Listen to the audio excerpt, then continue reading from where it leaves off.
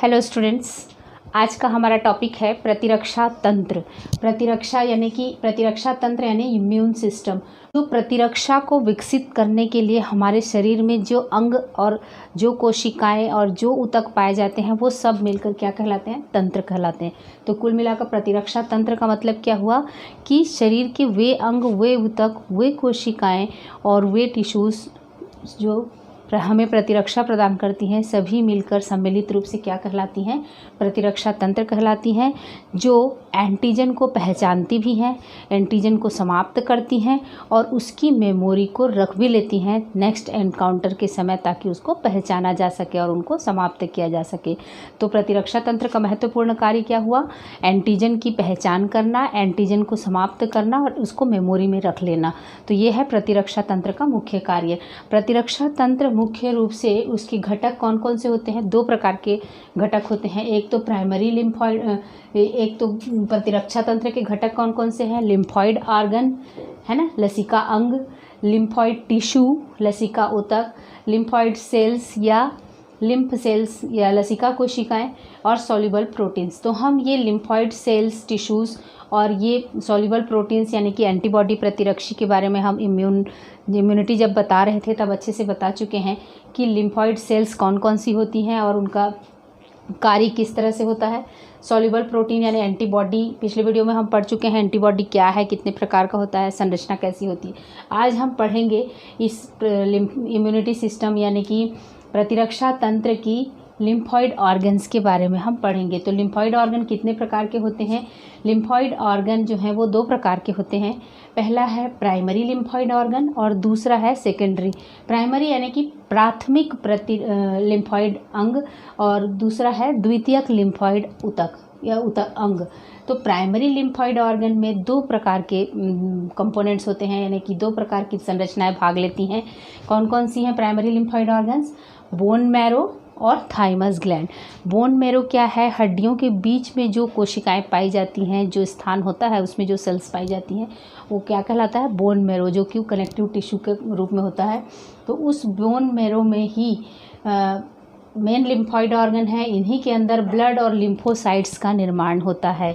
इनके अंदर वास्तव में बोन मैरो और थाइमस जो है प्राइमरी लिम्फॉइड ऑर्गन्स में लिम्फोसाइट सेल्स पाई जाती हैं जो इनएक्टिव रूप में होती हैं और यहीं पर बोन मैरो और थाइमस ग्लैंड में आकर ये एंटीजन सेंसिटिव सेल्स में डिफ्रेंशिएट हो जाती हैं या विभेदित हो जाती हैं।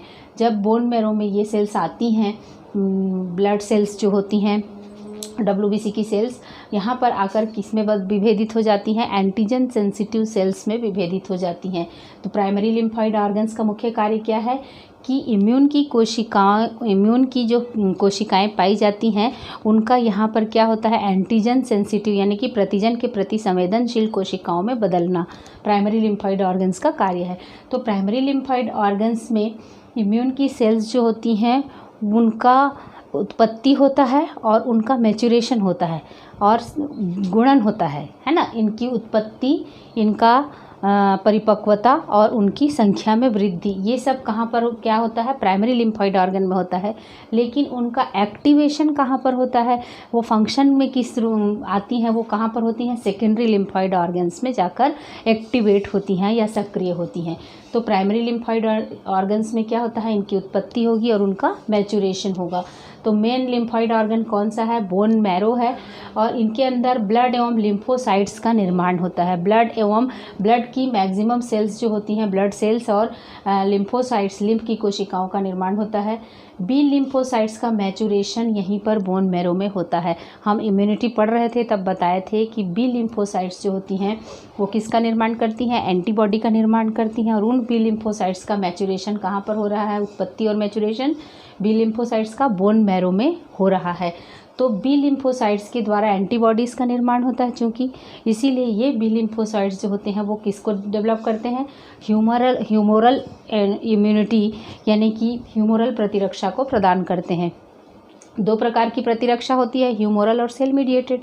तो ह्यूमोरल जो होती हैं वो किसके द्वारा प्राप्त होती हैं? बी सेल्स के द्वारा उत्पन्न एंटीबॉडीज़ के द्वारा।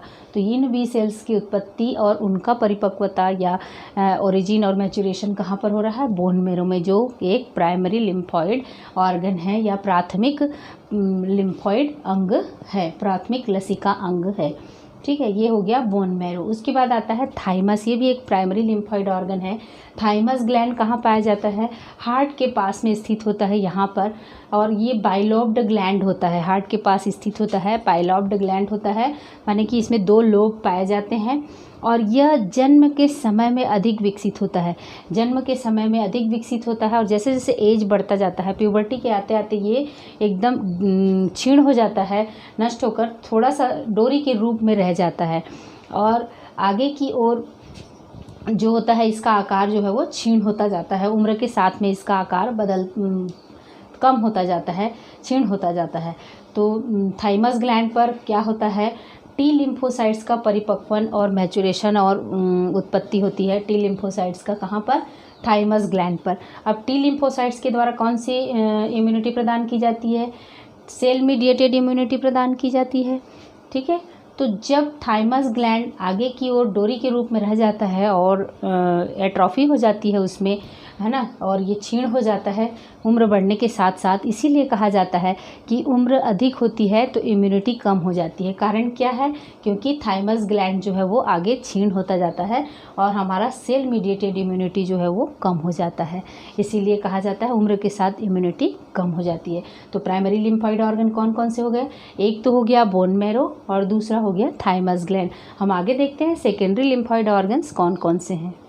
हम देख चुके हैं कि लिम्फॉइड ऑर्गन्स जो होते हैं वो 2 प्रकार के होते हैं। एक होता है primary lymphoid organ. Primary lymphoid organs में हम देखे बोन मैरो और कौन सा देखे? थाइमस ग्लैंड, 2 देखे हैं जिनमें इम्यून की कोशिकाओं का उत्पत्ति होता है और परिपक्वन होता है, मैच्योरेशन होता है। लेकिन एक्टिवेशन कहाँ पर होता है? सेकेंडरी लिम्फॉइड ऑर्गन्स में।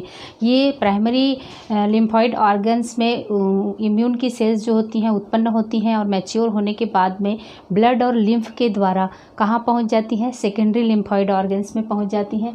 अब सेकेंडरी लिम्फॉइड ऑर्गन कौन कौन से होते हैं?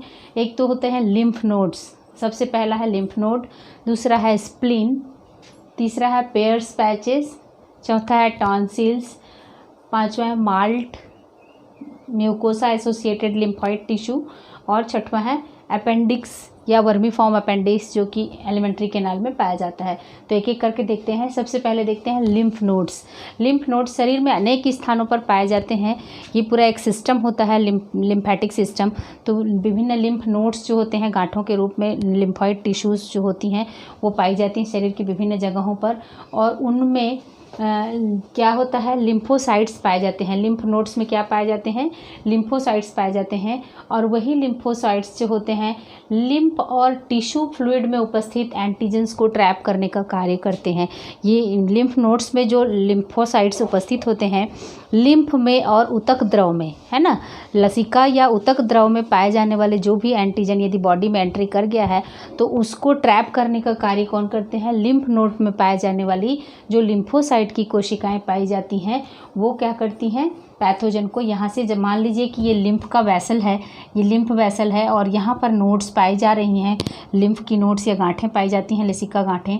तो लिम्फ वैसल्स में यदि एंट्री कर रहा है और लिम्फ के साथ में, लसिका के साथ में कोई एंटीजन उपस्थित है तो इन गांठों के द्वारा उनको ट्रैप कर लिया जाता है। गांठ में उपस्थित लिम्फोसाइट कोशिकाओं के द्वारा उनको ट्रैप कर लिया जाता है और ये छनकर शुद्ध लिम्फ जो है वो आगे की ओर जाती है। एंटीजन यहाँ पर ट्रैप हो जाते हैं। तो पहला क्या हो गया? लिम्फ नोड्स या लसिका गांठें होती हैं जिनमें बी और टी दोनों प्रकार की लिम्फोसाइट सेल्स होती हैं जो कि पैथोजन को ट्रैप करने का कार्य करती हैं। दूसरा है स्प्लीन। स्प्लीन पाया जाता है आमाशय के पास में पाया जाता है। ये डाइजेस्टिव सिस्टम से लगा हुआ एक हिस्सा है स्प्लीन। एक गोल संरचना पाई जाती है। ये स्प्लीन जो है वो सबसे बड़ा लार्जेस्ट लिम्फॉइड टिश्यू का कार्य करती हैं, यानी कि इसमें लिम्फ की कोशिकाएं पाई जाती हैं, लिम्फोसाइट सेल्स पाई जाती हैं। ब्लड बॉर्न माइक्रो ऑर्गेनिजम्स को फिल्टर करती हैं। ब्लड में उपस्थित, अभी इसमें लिम्फ नोड्स में हम क्या देखें, लिम्फ में और टिश्यू फ्लूइड में उपस्थित जितने भी एंटीजन आते हैं उनको ट्रैप करने का कार्य लिम्फ नोड्स करती हैं। लेकिन ब्लड में जो भी एंटीजन यदि हैं उत्पन्न हो गए हैं या बाहर से प्रवेश कर गए हैं तो उन एंटीजन्स को फिल्टर करने का कार्य करती हैं स्प्लीन, है ना। ब्लड बॉर्न जितने भी एंटीजन्स हैं उनको, पैथोजन को फिल्टर करने का कार्य करती हैं स्प्लीन या प्लीहा, ठीक है। अब ये लिम्फोसाइट्स व फैगोसाइट्स इनमें पाए जाते हैं जो कि उन एंटीजन्स को मारने का कार्य करते हैं। यहाँ पर स्प्लीन में आरबीसी जो बनते रहते हैं वो मृत आरबीसी, जो माने आरबीसीज का नष्ट होने की जो प्रक्रिया है यहाँ पर होती है, आरबीसीज नष्ट होते रहते हैं और उन नष्ट होते हुए आरबीसीज की कोशिकाओं को, लाल रक्त कणिकाओं को क्या करती हैं, उनकी सेल्स को लिम्फोसाइट्स और ये फैगोसाइट्स जो होते हैं वो फैगोसाइटोसिस के द्वारा समाप्त करती रहती हैं। तो इसीलिए इनको क्या कहा जाता है, मृत आरबीसी का कब्रिस्तान भी कहा जाता है। स्प्लीन में मृत आरबीसी की कोशिकाएं जो होती हैं वो मृत होती हैं और वो माने उनका लाइफ स्पान जो होता है वो समाप्त होने के बाद मृत होती रहती हैं आरबीसी की कोशिकाएं, और ये आरबीसी की कोशिकाएं जो मृत हो जाती हैं उनको समाप्त करने का कार्य, साफ करने का कार्य करती हैं ये फैगोसाइट्स की कोशिकाएं। लिम्फोसाइट्स कोशिकाएं और फैगोसाइट्स कोशिकाएं उनको समाप्त करने का कार्य करती हैं। तो इस तरह से स्प्लीन में जो है क्या होता है, ब्लड बॉर्न जितने भी ऑर्गेनिज्म हैं, माइक्रो ऑर्गेनिज्म हैं, वो यहाँ पर फिल्टर कर लिए जाते हैं। इसलिए स्प्लीन को सेकेंड मोस्ट लिम्फॉइड ऑर्गन कहा जाता है, सेकेंडरी लिम्फॉइड ऑर्गन। उसके बाद आता है पेयर्स पैचेस। पेयर्स पैचेस जो होता है स्मॉल इंटेस्टाइन यानी कि छोटी आंत के इलियम वाले भाग में पाए जाते हैं। इलियम के सब म्यूकोसल भाग में पैचेस के रूप में पाए जाते हैं लिम्फॉइड सेल्स। उसमें लिम्फोसाइट्स उपस्थित होते हैं और वो लिम्फोसाइट्स पैथोजन को नष्ट करने का कार्य, पैथोजन क्या है, रोग कारक हैं, तो उन पैथोजन्स या रोग कारकों को नष्ट करने का काम कौन करता है, इलियम में पाए जाने वाले पेयर्स पैचेस, और उन पेयर्स पैचेस में लिम्फोसाइट की कोशिकाएं पाई जाती हैं। ये भी सेकेंडरी लिम्फॉइड ऑर्गन्स का कार्य करती हैं जो पैथोजेंस को नष्ट करती हैं। चौथा है टॉन्सिल्स, गले के पास में गोल गोल संरचनाएं दिखाई पड़ती हैं वो टॉन्सिल्स कहलाती हैं, वो भी लिम्फॉइड टिश्यू होती हैं। ये संख्या में 6 होती हैं, है ना, लिम्फॉइड टिश्यू होती हैं, संख्या में 6 होती हैं। और ये यहाँ पर यदि बैक्टीरिया जो बॉडी में प्रवेश कर गया है तो उनको ट्रैप करने का कार्य या रोकने का कार्य कौन करता है, टॉन्सिल्स करती हैं, ठीक है। तो टॉन्सिल्स भी एक लिम्फॉइड ऑर्गन की तरह कार्य कर रहा है, सेकेंडरी लिम्फॉइड ऑर्गन है। माल्ट, पांचवा क्या है, माल्ट है, mucosa associated lymphoid tissue. Mucosa कहाँ पर पाया जाता है, जहाँ जहाँ पर भी हमारे शरीर में नलियाँ पाई जा रही हैं, जैसे श्वसन की नलियाँ है, आहार नली है, यूरोनोजेनाइटल है ना, जो भी नलियाँ पाई जा रही हैं या पाथ पाए जा रहे हैं बॉडी में, उनकी इंटरनल लाइनिंग्स या आंतरिक स्तर किसकी बनी होती हैं, म्यूकोसा की बनी होती हैं। तो उन्हीं म्यूकोसा में लिम्फोसाइट्स पाए जाते हैं जो कि विभिन्न प्रकार के एंटीजेंस को ट्रैप करने का कार्य करते हैं, यानी कि उन म्यूकोसल सेल्स में लिम्फोसाइट्स पाए जाते हैं और वो लिम्फोसाइट्स जो होते हैं वो पैथोजेंस को ट्रैप करके समाप्त कर देते हैं। तो बॉडी की कुल लिम्फॉइड टिश्यू का 50% भाग किसका बना होता है, माल्ट यानी कि म्यूकोसा एसोसिएटेड लिम्फॉइड टिश्यूज़ का बना होता है। 50% लिम्फॉइड टिश्यूज़ जो होते हैं वो किसके बने होते हैं, माल्ट का बना होता है। माल्ट में होता है 50% लगभग होता है पूरे बॉडी का, ठीक है। अपेंडिक्स, वर्मी फॉर्म अपेंडिक्स में भी लिम्फोसाइट्स पाए जाते हैं जो कि पैथोजेंस को नष्ट करने का कार्य करते हैं। तो ये हो गया सेकेंडरी लिम्फॉइड ऑर्गन्स।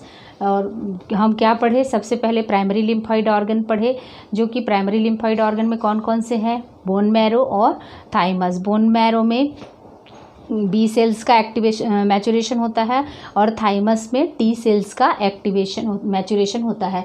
उसके बाद सेकेंडरी लिम्फॉइड ऑर्गन्स में हम सबसे पहले पढ़े, कौन सा पढ़े हम, सबसे पहले लिम्फ नोड्स पढ़े। लिम्फ नोड्स किसको ट्रैप करती हैं, लिम्फ में और टिश्यू फ्लूइड में पाए जाने वाले पैथोजेंस को ट्रैप करने का कार्य लिम्फ नोड्स करती हैं।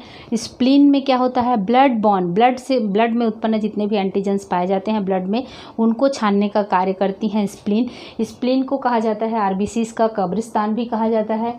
तीसरा है pairs patches. Pairs patches intestine में पाए जाते हैं, उसके सब म्यूकोसा में, है ना, पैचेस के रूप में लिम्फोसाइट सेल्स पाई जाती हैं जो कि पैथोजेंस को नष्ट करती हैं। टॉन्सिल्स गले के पास में पाई जाती हैं जो कि बैक्टीरिया को नष्ट करने का कार्य करती हैं। माल्ट जो होता है म्यूकोसा एसोसिएटेड, जितनी भी पाथ पाए जाते हैं, श्वसन की पाथ, आहार नालियाँ, आहार नली, यूरिनोजेनाइटल, है ना, वो सारे पाथ में इंटरनल लाइनिंग्स म्यूकोसा की होती है और उन म्यूकोसा में लिम्फोसाइट सेल्स पाए जाते हैं जो कि सभी पैथोजेंस को नष्ट करने का कार्य करते हैं। उसी तरह से वर्मीफॉर्म अपेंडिक्स भी है जो कि इसको नष्ट करने का, पैथोजेंस को नष्ट करने का कार्य करता है। तो ये हो गया इम्यून सिस्टम या प्रतिरक्षा तंत्र की महत्वपूर्ण संरचनाएं कौन कौन सी हैं। हम आगे पढ़ते हैं नेक्स्ट दूसरे नए टॉपिक के साथ में दूसरे वीडियो में।